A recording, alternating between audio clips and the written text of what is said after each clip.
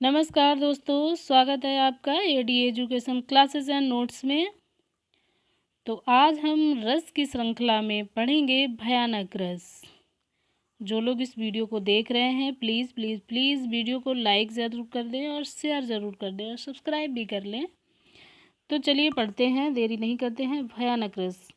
भयानक रस का अर्थ क्या होता है? देखिए, भयानक शब्द में ही इसका अर्थ छुपा हुआ है, जिसका अर्थ होता है डर, डरावना। भयानक मतलब डरावना या भय, डर जाना, इस तरह से क्या होते हैं, भयानक होता है।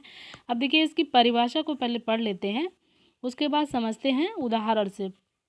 भय करने वाली वस्तुओं के दर्शन एवं श्रवण से मन में जो व्याकुलता उत्पन्न हो जाती है या जो डर उत्पन्न हो जाता है, उसको क्या कहते हैं? भयानक रस कहते हैं। अब इसको सबसे सरल शब्दों में हम आपको समझाने का प्रयास करेंगे। इससे क्या होता है, बचपन में आपने देखा होगा, जब छोटे छोटे बच्चे होते हैं तो क्या एक छुप जाता है, दूसरे बच्चे को दूसरे अपने साथी को आता देखा तो वो छुप गया, उसको डराने के लिए, प्रैंक करने के लिए, इसको प्रैंक बोलते हैं। उसको डराने के लिए वो छुप जाता है एक साइड में, और जैसे ही वो दूसरा उसका साथी वहाँ से गुजरता है तो एकदम से वो आवाज़ निकाल देता है कुछ, वो डर जाता है बहुत ज़्यादा। तो वहाँ पर क्या है, वहाँ पर डर की भावना उसके अंदर आ जाती है। तो वहाँ पर क्या होता है, ऐसी जगह पर भयानक रस होता है। समझ रहे होंगे आप? मुझे लगता है इससे आसान तरीका नहीं हो सकता है समझाने का। ठीक है, देखिए आगे देखते हैं। स्थायी भाव। स्थायी भाव इसका क्या होता है? भय होता है।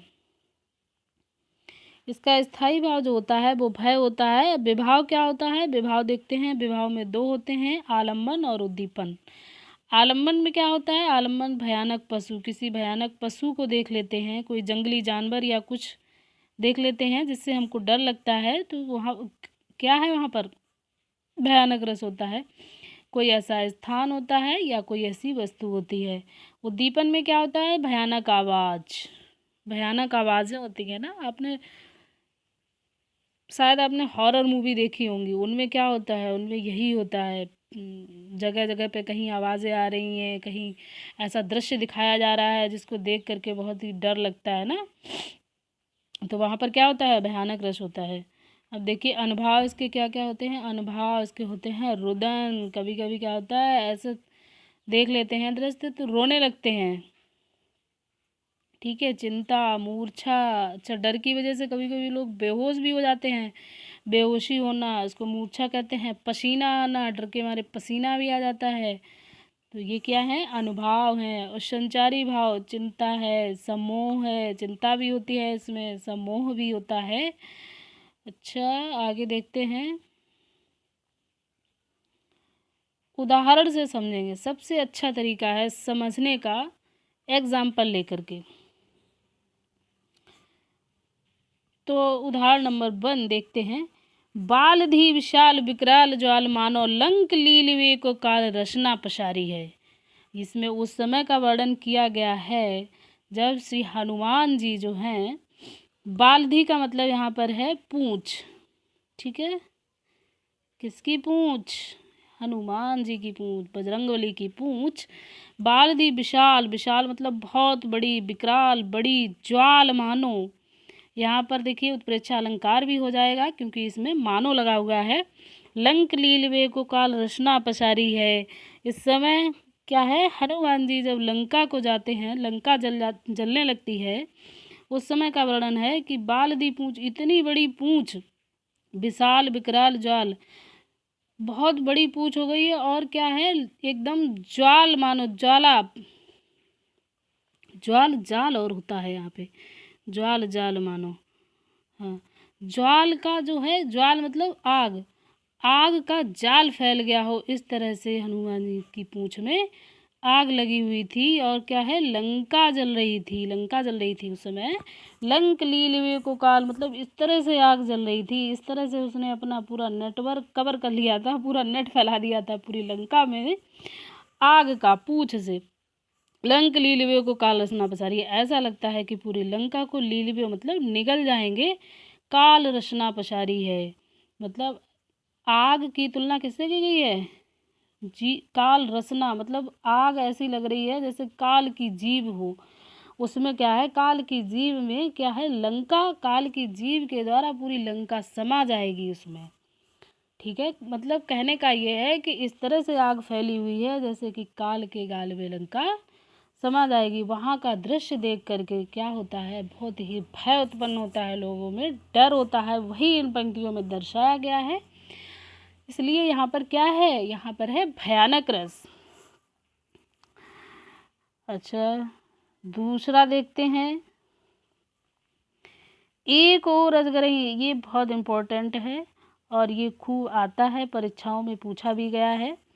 एक और अजगरही लख एक और मृगराय, बिकल बटोही बीच ही पर्यो मूर्छा खाए। एक और अजगरही, अजगर का मतलब जानते हैं, अजगर। एक और अजगरही लख, देखा, मतलब एक कोई पथिक है, एक कोई राहगीर है। बटोई का मतलब राहगीर होता है। ये जो राहगीर है वो क्या है, वो जा रहा है बिकल बटोही बीच ही।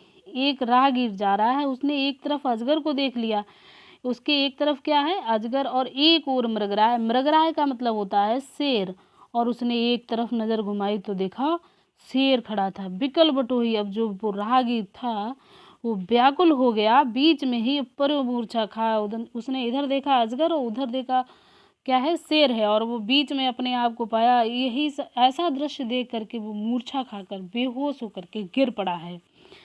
इन पंक्तियों में क्या है, भयानक रस है। डरना है ना, डर की वजह से क्या है, मूर्छित हो गया है। अच्छा, अब उदाहरण नंबर 3 को देख लेते हैं। उधर गरजती सिंधु लहरियां कुटिल काल के जालों से, चली आ रही फेन उगलती फन फैलाए ब्यालों सी। अब इसको भी समझ लेते हैं, इसका अर्थ क्या है। अच्छा देखिए, किसी भी पंक्ति का या किसी भी पद का जब तक हम लोग अर्थ नहीं समझेंगे तब तक नहीं निकाल पाएंगे कि इसमें क्या रस है, क्या अलंकार है, क्या पूछा गया है। तो इसकी व्याख्या बहुत ज़रूरी है, तो इसका अर्थ जानना बहुत ज़रूरी है। जब तक अर्थ नहीं समझेंगे तब तक नहीं निकाल पाएंगे, नहीं समझ पाएंगे। तो देखिए, उधर गरजती सिंधु लहरियां कुटिल काल के जालों से। सिंधु मतलब समुद्र की, लहरें मतलब उधर एक तरफ क्या हो रहा है, समुद्र की लहरें गरज रही हैं, मतलब उठ रही हैं, ऊंची ऊंची आवाज़ें आ रही हैं। गरजना, जब समुद्र की लहरें उठती हैं तो आवाज़ें आती हैं। कुटिल काल के जालों से, ऐसा कुटिल का मतलब होता है दुष्ट। कुटिल काल के जालों सी, ऐसा काल मतलब काल का काल आ गया है। ठीक है, कुटिल की काल जैसी लग रही हैं, बहुत ही मतलब ऐसा लग रहा है कि काल आ रहा है, काल का जाल आ रहा है। इस तरह से क्या लग रही हैं, समुद्र की लहरें इस तरह से उठ रही हैं। चली आ रही फेन उगलती, अच्छा फेना उगलती हुई चली आ रही हैं।